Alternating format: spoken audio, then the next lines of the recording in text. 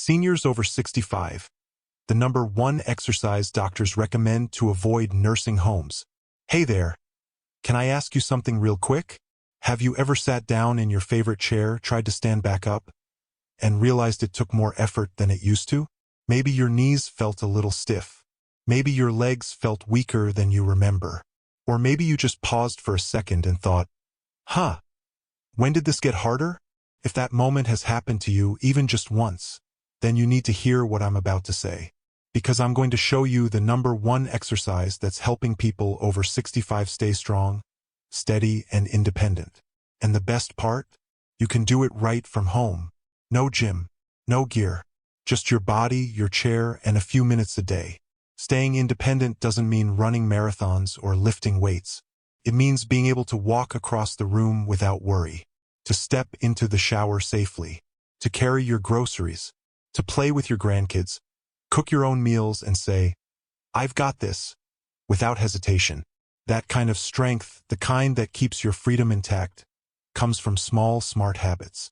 And this one movement I'm going to show you today is a total game changer. Now, I'm not talking about anything fancy or complicated. In fact, it's something you already do multiple times a day, whether you realize it or not. It's called the sit-to-stand, and yes, it's exactly what it sounds like.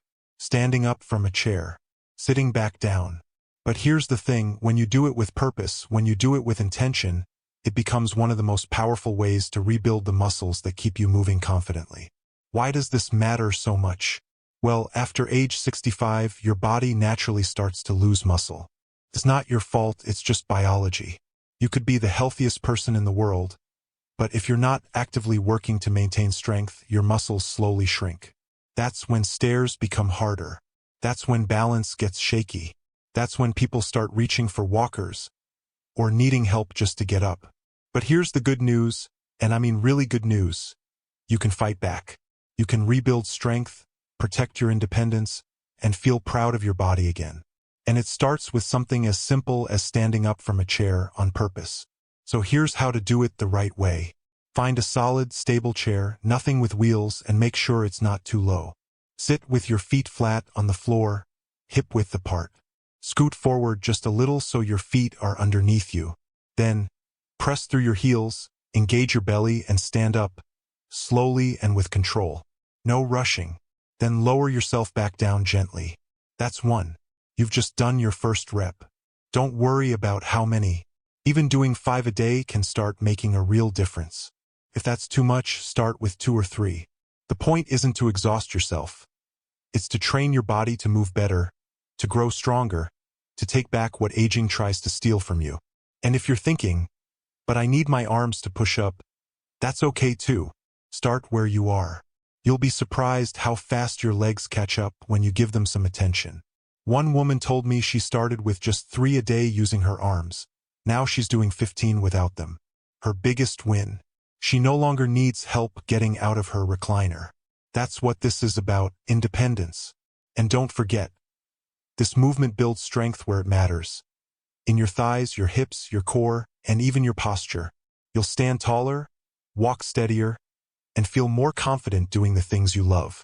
I promise you, this is not about trying to look younger or impress anyone.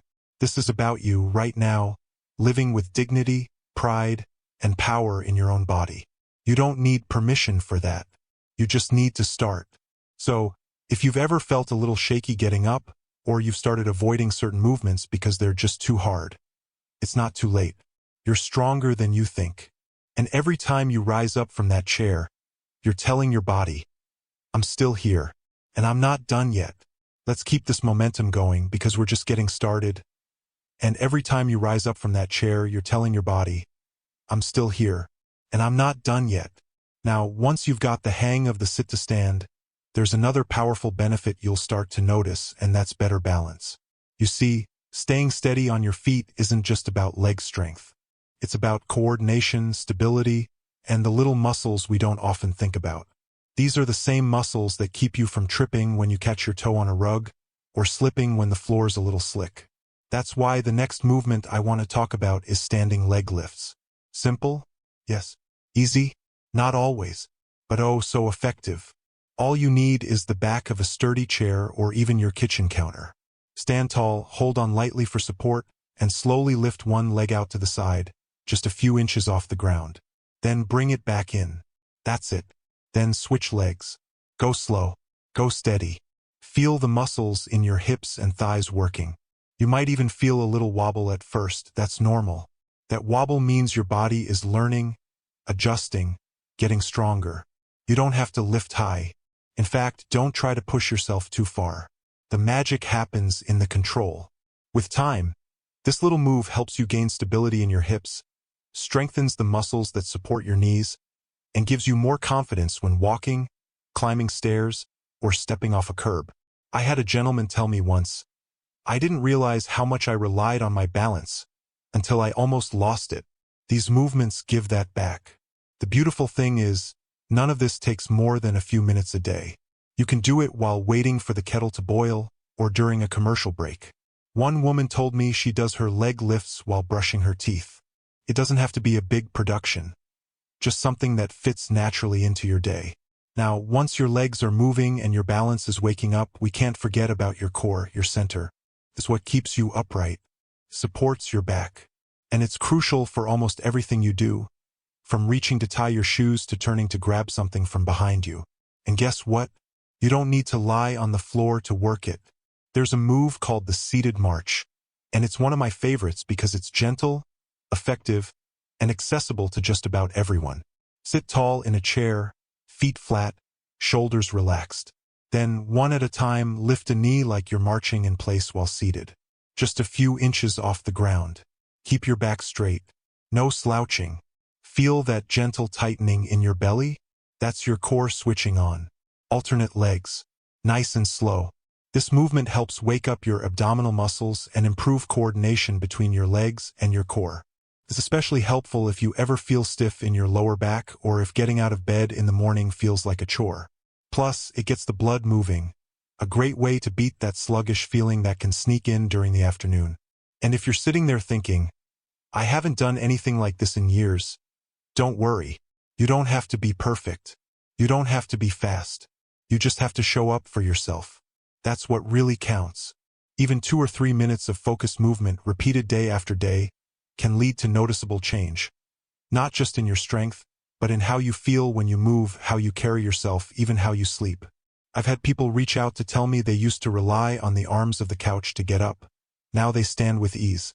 One gentleman said he hadn't knelt in years to tend his garden. After a month of doing these simple exercises daily, he was planting tomatoes again. That's the power of reclaiming movement. It gives you back the parts of life that matter most. And let's be honest, this is about more than just muscles. It's about freedom. The freedom to walk confidently into the store without worrying if there's a bench nearby. The freedom to chase after your grandchild, or dance a little in the kitchen when your favorite song comes on. The freedom to know that your body, no matter your age, still has your back. And if you're someone who's been afraid to start, or unsure if it's too late, let me gently say this. It's never too late. Your body is always listening, always adapting. It doesn't ask for perfection. It just asks for a little attention, a little love, a little effort. And when you give it that, it gives so much back. So let's keep moving together. Not with pressure, not with guilt, but with hope, with curiosity, with the simple belief that life still has so much to offer when we feel strong enough to receive it. And now, I want to bring it all together with one final movement that ties everything we've talked about into something truly empowering. Something that reminds your body and your spirit that you're still in charge. It's called the heel-to-toe walk, and while it may seem like a simple balance drill, it's really a quiet little powerhouse. This movement strengthens your lower legs, improves coordination, and helps train your body to recover quickly if you ever start to stumble, which is key to preventing dangerous falls.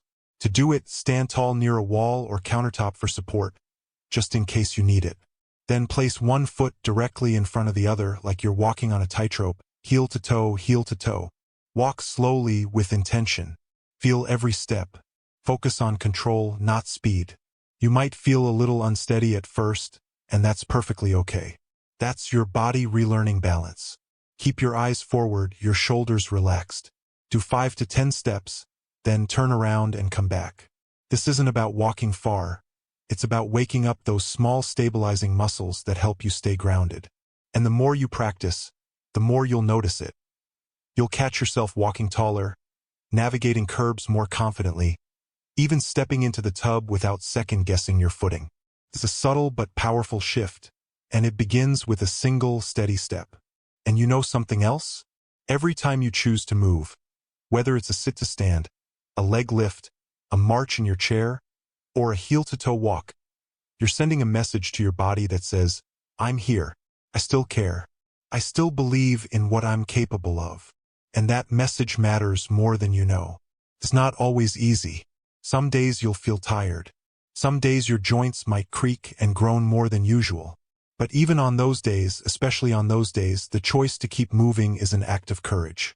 It's a reminder to yourself and to the world that you are not giving up on your independence, your strength, or your joy. Because here's the truth, you were never meant to sit still and fade into the background. You are still here, still vibrant, still worthy of living a life that feels full, active, and yours. So, if you've been waiting for a sign to begin, this is it. Right here, right now. You don't need a gym membership. You don't need to be perfect. You don't need to move like you did when you were 30. You just need to start with one movement, one breath, one moment of saying, yes, I can. And when you do, when you take that first step and keep going, day by day, everything starts to change. You feel stronger. You feel more in control. You stop dreading the stairs, or the long walks, or the what if I fall moments that used to hold you back. You reclaim the small freedoms that matter the most. And that's really what this is all about. Not six-pack abs or breaking records. Just freedom, confidence, joy. The ability to wake up and trust that your body will carry you through your day, with strength, with grace, and with pride. So keep showing up for yourself. Keep moving. Keep believing. Your best days are not behind you. They're here, waiting for you to rise and meet them. And before we wrap up, I'd love to hear from you. Have you tried the sit-to-stand? Or any of these movements? How did they feel? What's one small step you're ready to take today for your strength and independence? Let me know in the comments. I read every single one. If you found this video helpful, give it a like, and don't forget to subscribe for more real talk, practical tips, and encouragement for living your best life. Not in spite of your age, but because of it. Here's to staying strong. Here's to walking tall. And here's to living life on your terms, at any age.